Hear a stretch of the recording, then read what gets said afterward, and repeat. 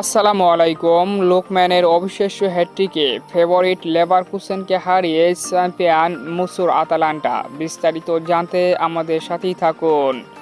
Europe লিগের ফাইনালের high voltage ম্যাচে আতালান্টা ভার্সেস লেভারকুসেন মুখোমুখি হয়। দুর্দান্ত এই ম্যাচের পদে ছিল তুমুল উত্তেজনা।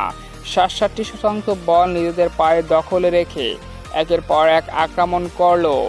লুকম্যানের একমাত্র অবিশ্বাস্য ম্যাজিকে লেভারকুসেনকে ধ্বংস করে চ্যাম্পিয়ন হয়েছে আতালান্টা, যেখানে ম্যাচের ১২তম মিনিটে ডিপ বক্সের বাহির থেকে দুর্দান্তভাবে জোরালো সরে গোলের দেখা পান লুকম্যান এবং সেই লিডে এগিয়ে যায় আতালান্টা। ২৬তম মিনিটে আবারও লুকম্যান ডিপ বক্সের বাহির থেকে আড়াআড়ি জোরালো শট নেন, যেখানে গোলকিপারের কিছুই করার ছিল না। ২-০-তে এগিয়ে যায় আতালান্টা এবং এই লিড নিয়েই অর্ধাংশ পার করে। দ্বিতীয়ার্ধে লেভারকুসেনের ঘুরে দাঁড়ানোর প্রচেষ্টা, একের পর এক আক্রমণ, কিন্তু বারবারই ব্যর্থ তারা। উল্টো কাউন্টার আক্রমণ থেকে ৭৫তম মিনিটে দুর্দান্ত গোল করে এক অসাধারণ হ্যাটট্রিক পূরণ করেন লুকম্যান।